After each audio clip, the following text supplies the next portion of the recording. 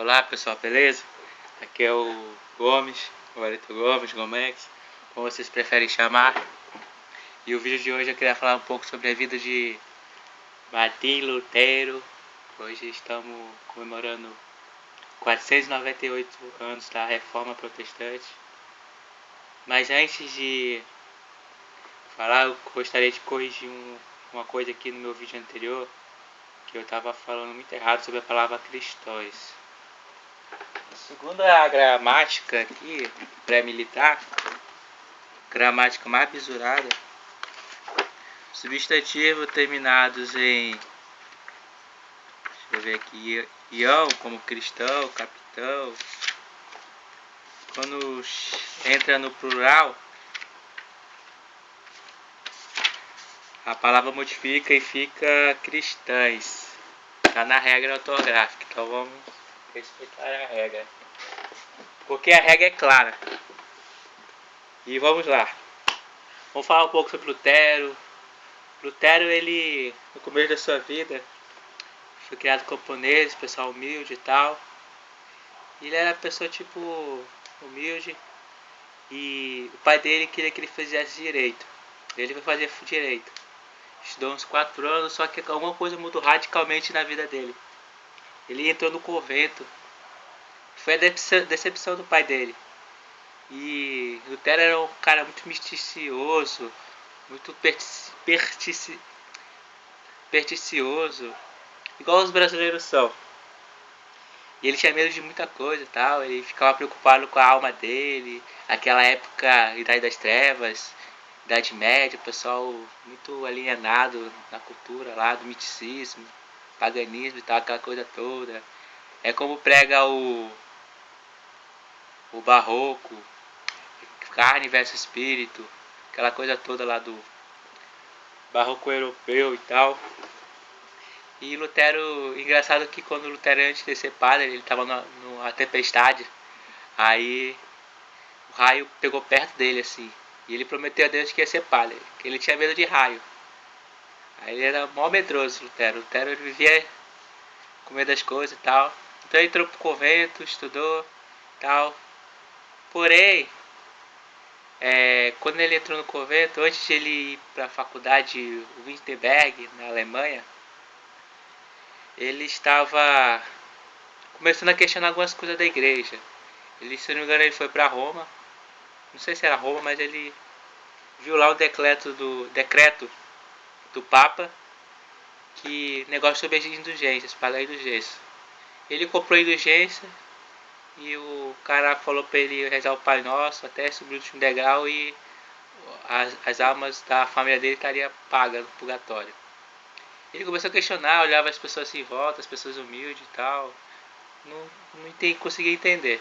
Então ele entrou na universidade, se formou doutor, e ele questionava muito os caras da época, pô. O professor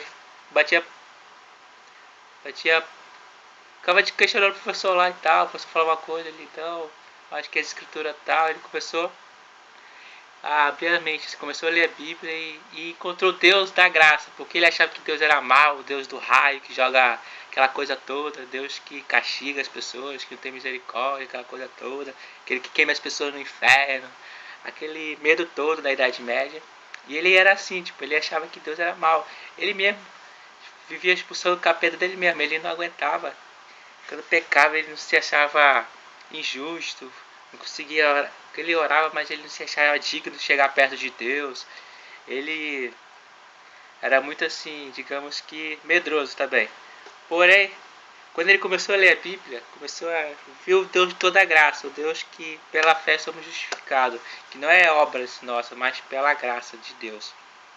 Então, nessa libertação que ele teve ao ler a Bíblia, a entender melhor, ele que entendia o aramaico, o grego, o hebraico, é a língua dele, um cara muito erudito, muito estudado. Então, ele revoltado com aquela crise toda na igreja, ele queria dar uma reforma. Porém, ele era medroso, tinha um certo medo, mas ele estava convicto naquilo que ele pregava. Acho que ali o Espírito Santo de Deus foi com ele ali, vamos que vamos. E na manhã de 31 de outubro de 1517 ele pregou as 95 teses, baseado nas cartas de Paulo. E o que eu queria falar é que Lutero era uma pessoa tipo a gente.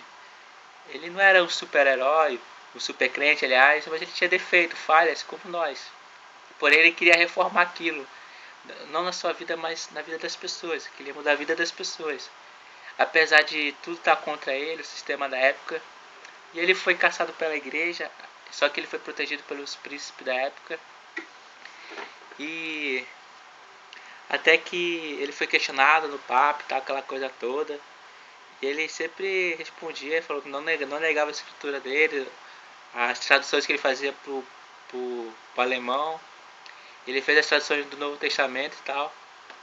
E o povo começou a ler a Bíblia e, mano, o poder emana do povo. O povo foi nas ruas, tal, ficou irado com a igreja, aquela coisa toda. Acabou tendo meio que tipo uma guerra, entendeu? Não era o que Lutero queria, mas Lutero nunca quis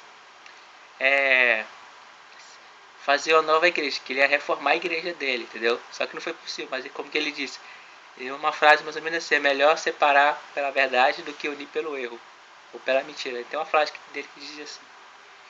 E teve uma época que nessas lutas dele, essa luta dele para reformar a igreja, que o imperador que da época, o imperador lá da região, ele liberou que os cristãos, desculpa aí, tivesse liberdade de culto. Aí muitos historiadores falam que a reforma protestante trouxe o Estado laico, porque não foi sinceramente na Revolução Francesa que as pessoas matavam, aquela coisa toda, lá do Robespierre, o nome do doido lá, cara lá, na guilhotina e tal, porque ali eles queriam separar, porém havia um assassino, havia muita morte, nem se compara às Inquisições católicas. O pessoal muito fala da Inquisição Católica, matou muita gente, mas se for pegar a Revolução Francesa, foi pior, foi um movimento praticamente ateu.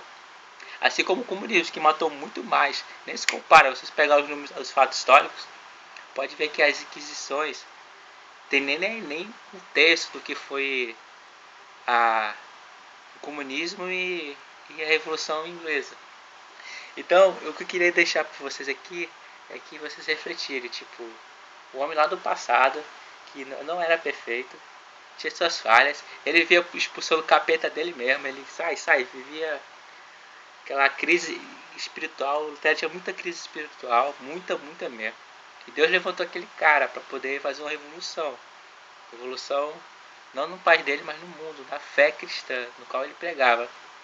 A batalha que foi dada aos santos apóstolos. E que Deus levante uma nova geração de Lutero, pessoas reformadas, que devemos reformar não só a igreja, mas nós. Porque a igreja sempre está sendo reformada, como diz o Papa Francisco do Vaticano. A igreja sempre está sendo reformada. Nós somos a igreja. Não é um templo, não é uma instituição, é nós, somos a igreja, nosso corpo, nosso espírito. Sempre está nos reformando, vendo o que está certo, o que está errado. E é esse que é o significado da reforma. Não reformar as pessoas, mas reformar você, partindo de você, para que expande a luz de Cristo em nós. Beleza? Fique na paz aí. Amém.